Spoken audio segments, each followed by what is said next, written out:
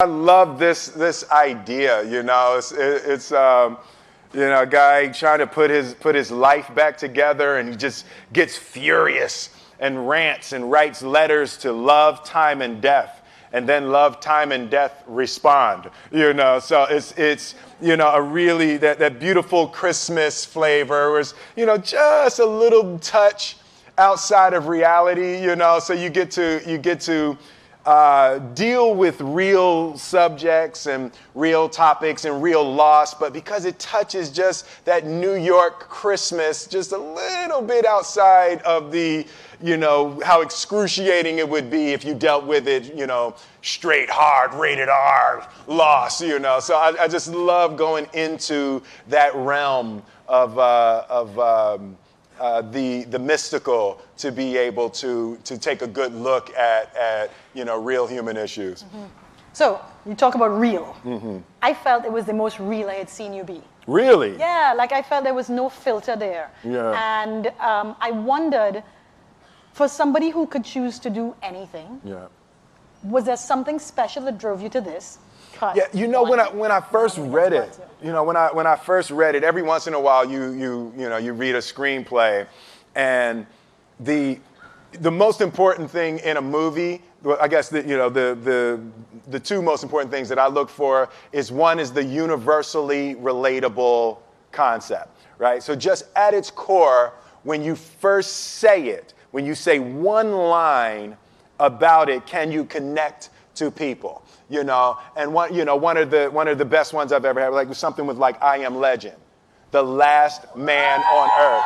Yeah. Security, you can keep an eye on this section right here. But it's like when you just have that one thing, And with this, it was a little bit heavier, but it was a guy trying to put his life back together after an extreme loss. Right, so people can relate to that. That's an extremely relatable idea. And then I flip to the last 10 pages and the ending. It's like this is a movie that has lots of twists and turns, but then even within the last 10 pages, there's still another surprise. When you can send people out of a movie theater with another surprise. Historically, there's been times I've sent people out of the movie theater, and the surprise in the last 10 minutes is that the movie wasn't good, right? So you want to avoid that surprise. You want to avoid that one. But with this one, it had such an interesting turn in the end of it. It was one of the most fun screenplays I've ever read. Why are you doing movies at all still? Like, you're rich. Yeah. You could, as we say, cock up your foot and rock back. Cock up my foot and rock back. Yeah. I love that. That's just fantastic. What is getting you out of bed to still go and do this thing? I enjoy connecting with people and ideas, and I have a mission statement. So every year for probably the past 10 years, I've worked out a mission statement for myself. And for the last few years, the mission statement has stayed the same. And it's been improve lives, right? So when I go into something, I'm looking for how the quality of this piece could potentially improve lives. But it's all along the way. It's when you make the movie and how you're interacting with people in the process. And, the concept of improving lives runs through the center of everything I do. And then I realized that the way to improve lives is to continually improve yourself, right? So with that, every morning when I get out of the bed, I haven't fixed everything in the world yet, so there's always something to do.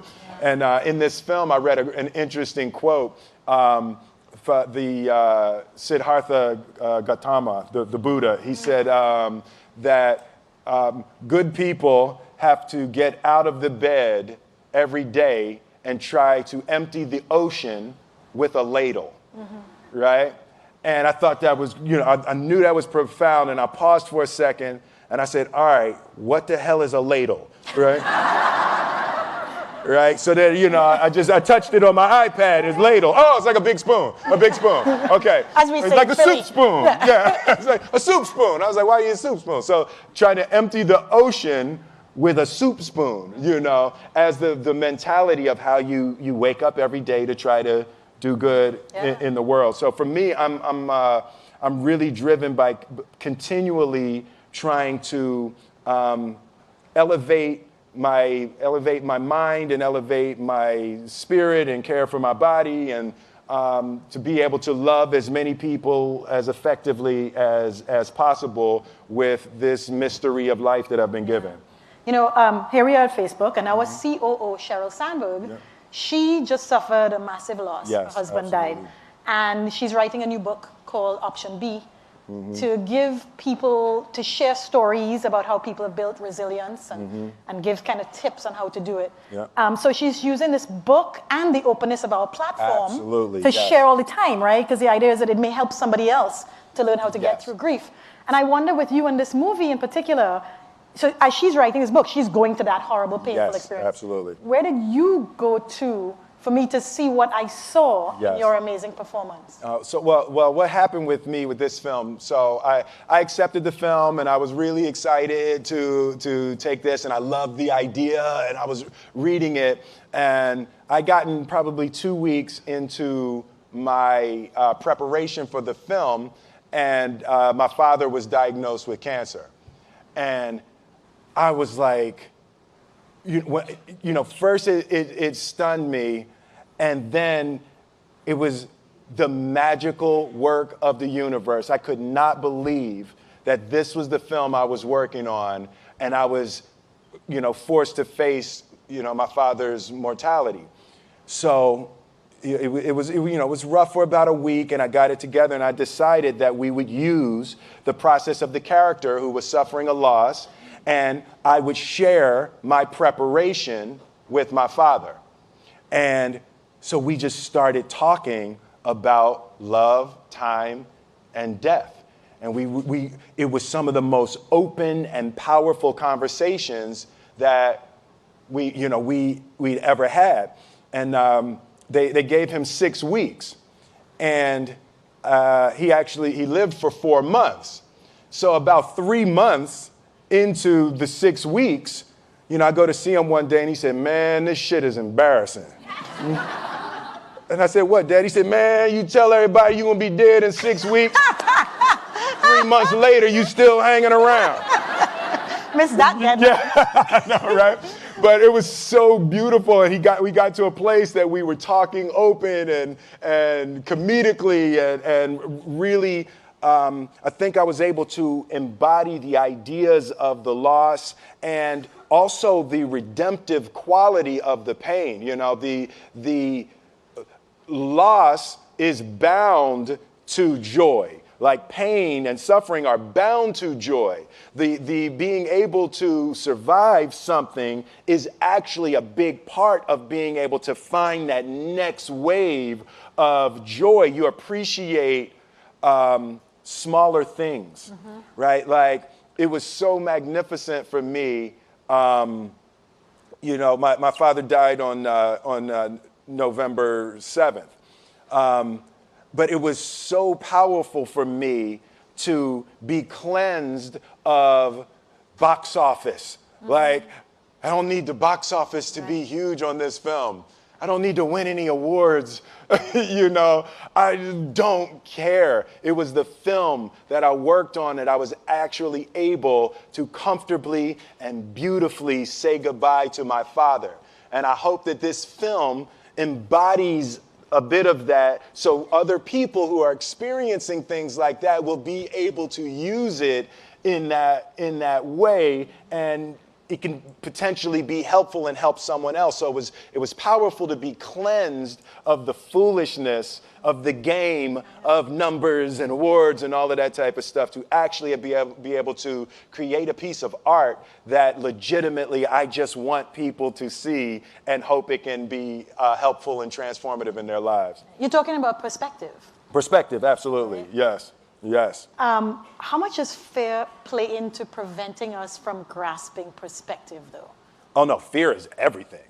Yeah, like if there was one concept that I would suggest to people to take a daily confrontation with is fear.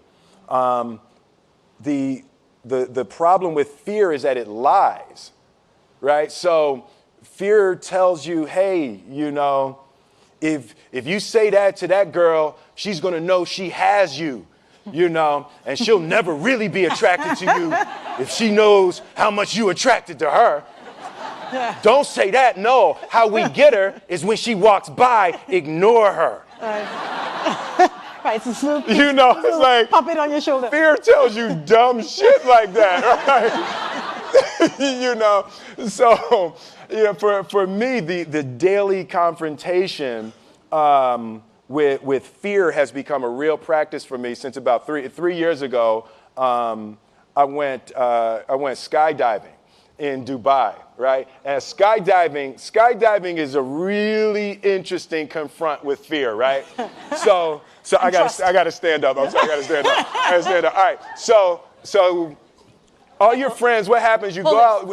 Oh, sorry. I dropped my thing. Yeah. So what happens is you go out the night before and you take a drink with your friends, and somebody says, "Yeah, we should go skydiving tomorrow."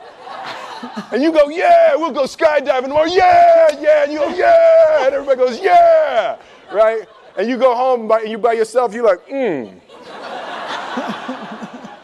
Right? And you're like, well, I mean, they was drunk too. Right? So maybe they not, maybe, I mean, we don't have to go. We don't have to do it. So then that night you're laying in your bed and you just keep, and you're terrified. You keep imagining over and over again jumping out of an airplane, and you can't figure out why you would do that, right? And you're laying there and you have the worst night's sleep of your life, but you still have the hope that your friends were drunk, right? So you wake up the next day and you go, down and you say where you were going to meet and everybody's there. You're like, oh, shit. All right, cool, right? So you get in the van and you don't know that your friends had the same night that you had because they're pretending like they didn't. They're like, yeah, man, my uncle's a Navy SEAL and, this is going to be great. I've been looking forward to this. And you're like, oh, my God. And your stomach is terrible. You can't eat and everything, but you don't want to be the only punk who doesn't jump out of this airplane. So you get there, and then you have this safety brief. And you're standing there, and the guys will tell you, well, if the chute doesn't open, what's going to happen is well, why the hell, what could happen? That the chute wouldn't open, right? So you do a thing, and what you do is your first jump, you're attached to a guy who is going, he's going to walk you out. So you go, and you get there, and there's an airplane, and nobody's stopping. Everybody's still going. So you get onto the airplane, and you're sitting there, and it's extra because you're sitting on some dude's lap, some stranger. You're sitting on his lap, and it's like, you're trying to make small talk. Yeah, man. So you be jumping with people all the time, huh? Right? So, and then you just want to make sure, you got kids, right? You got people you need to see, right? You just want to make sure he's serious, right? So you get in there. So everything's normal. So you fly and you go up to 14,000 feet, and you notice there's a light. It's red and it's yellow and green, right? So right now the light's red. So then you start thinking at some point the light's going to go green, but you don't know what's going to happen, right? And you wait and it goes yellow and the light goes green and somebody opens the door, and in that moment you realize you've never been in a freaking airplane with the door open. Right? Terror. Oh, sorry, I'm spitting. I'm sorry. Oh, sorry. No, terror, right? So you go, and then if you were smart, you sat in the back so you don't go first, right? And then people start going out of the airplane. And you go, and the guy walks you up to the end of the thing, and you're standing, and your toes are on the edge, and you're looking out down to death. And they say, on 3. And they say, 1, 2, and he pushes you on 2 because people grab on 3, right? Right? And you go, and you fall out of the airplane, And in 1 second, you realize that it's the most blissful experience of your life. You're flying, right? It doesn't feel like falling, right? It's like you actually are kind of held a little bit by the wind, and then you start falling, and there's zero fear. You realize that the point of maximum danger is the point of minimum fear. It's bliss. It's bliss. And you're flying, right? And you're doing that, and then 20 seconds, 25 seconds, 40 seconds, and you have enough time to just kind of be like, oh, shit, that's that building. I like that one. Oh, you can see the ocean. Right? You start doing all of that. And the lesson for me was, why were you scared in your bed the night before? What do you need that fear for? Just don't go. Why are you scared in your bed 16 hours before you jump? Why are you scared in the car? Why could you not enjoy breakfast? What did you need that? The fear is fear of what? You're nowhere even near the airplane. Everything up to the stepping out, there's actually no reason to be scared. It only just ruins your day. You don't have to jump. And then in that moment, all of a sudden, where you should be terrified is the most blissful experience of your life. And God placed the best things in life on the other side of terror. On the other side of your maximum fear are all of the best things in life. You know? Mm-hmm. So that was sorry. So that was, no, it's good. That was my experience with skydiving and fear. All right. All right. So practically speaking. But I didn't like that take. I'm going to do it again. Back to the top. I can sell that better. Oh, no. When you decide to do something like that, like how does it work practically? Do you call your wife and be like, I might be dead tomorrow. Right. No, but that's. But I made a drunk promise. Yeah, I made a drunk promise. Yeah. How about this? So I jumped. I had such a mystical, powerful, spiritual experience. I flew home and got my sons, and I went back, and 10 days later, my sons jumped, right? Yeah. Now, that was a little different. Oh, let's see, that makes me stand up, right? Because I'm scared, right? So Jaden went first, right? Jaden wants to do everything first. So I'm sitting there, and I'm like, yeah, my sons are going to have this crazy experience. And then Jaden went out of the airplane. And I was like, Then my oldest son, Trey, goes up, and he goes out of the airplane. And I was like, this could potentially be the worst display of African-American parenting in history. Right? I was like, both my sons just fell out of an airplane. Jump. Right? Jump. Right? Because I told them to. But again, the fear again. I was like, oh my God. So I told the dude, I was like, listen, I want to see them go out, but I also want to see them land. And he's like, no, it's cool. So this time we went out and we did the straight bullet, and I just went straight down past them. Right? It was like, and he's like, you good? Right, did the bullet straight past, pulled the chute late. Oh, sorry, it makes me spit. I'm sorry. Pulled the chute late, landed, and then videoed them coming down. But it was like, they had the same thing, the same experience with the fear. But that I'm telling you, the confrontation with fear is an absolute magical way of facing the things we have to do in this life. You know, forget security, live for experience. All right. Now, you say you learned that 3 years ago. Yeah. Amazing. Mm-hmm. What about these small things that we get afraid about, right? Mm-hmm. So you are the funny guy, and you come along and everybody expects to be entertained in summertime, right? Like, are you ever afraid that you're like, you know what, today I'm really not feeling jazzy Jeff. Like I'm just, I don't want to be that guy today. So this whole movie, you were not that guy. Not that guy, right, yeah.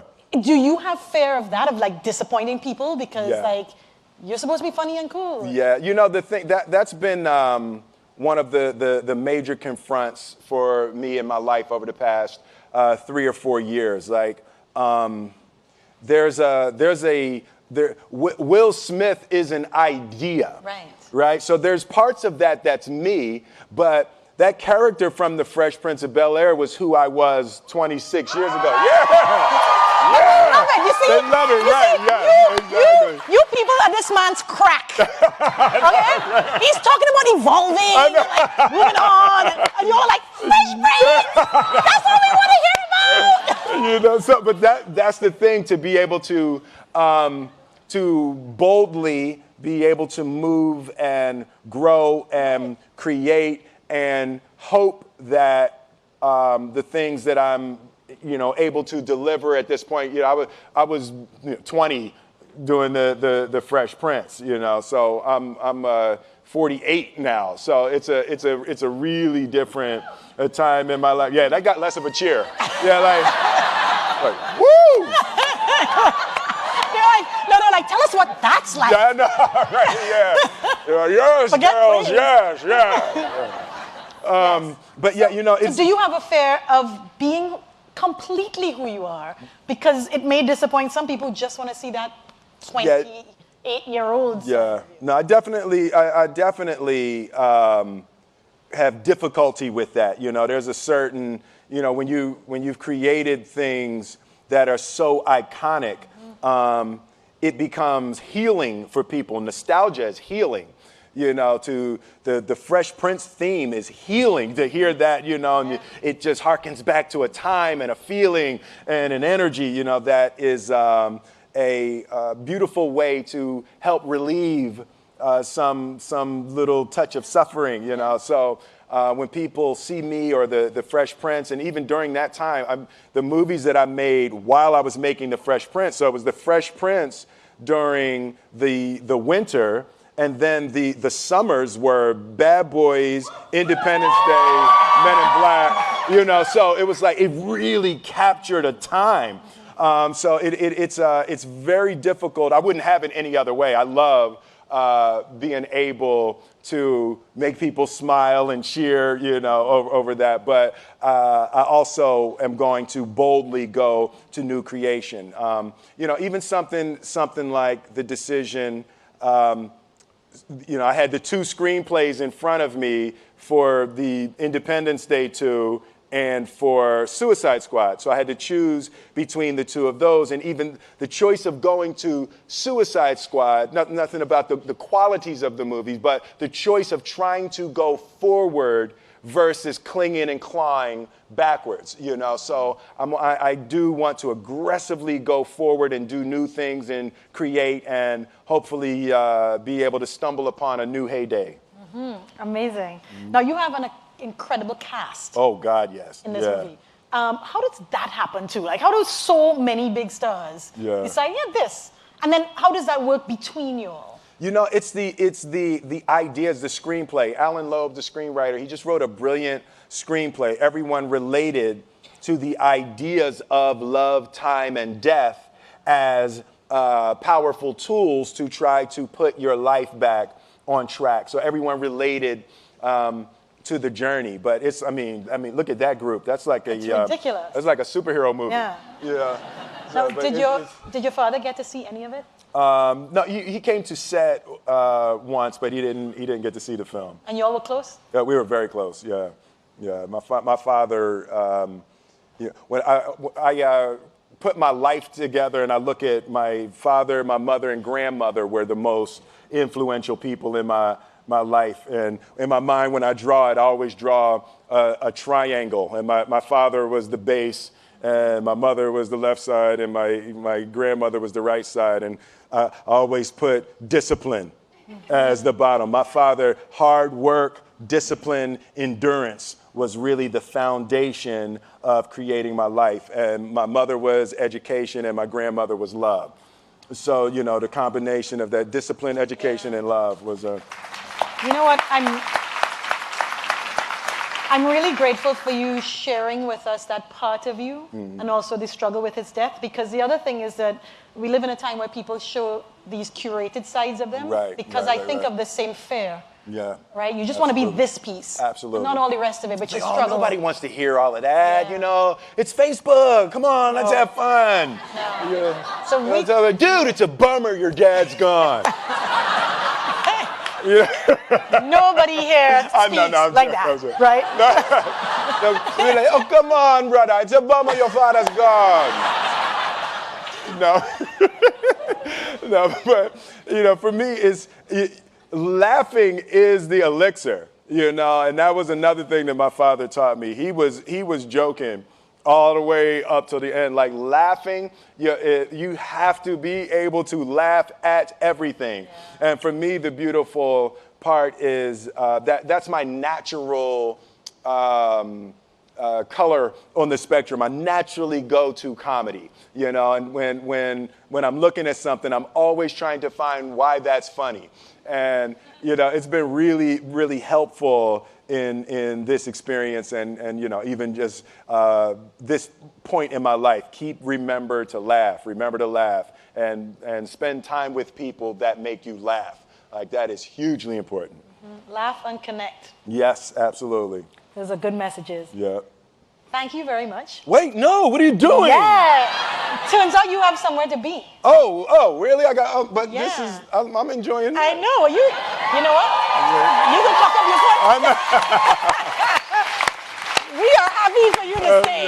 We have free food. We have some couches you could lie on. I love this. But apparently you have to go pay some bills. I got to pay some bills. Okay. Well, thank you guys very much. This has been spectacular. I know, it's crazy. But you know what? I know. We have a little piece of a movie for you. Okay. We're going to show you a featurette is what they call it. We got a featurette. We have a featurette. Woo! You've probably seen it already. I've probably seen it, yeah. Oh, I get to go. Okay, yeah. So. Oh, no.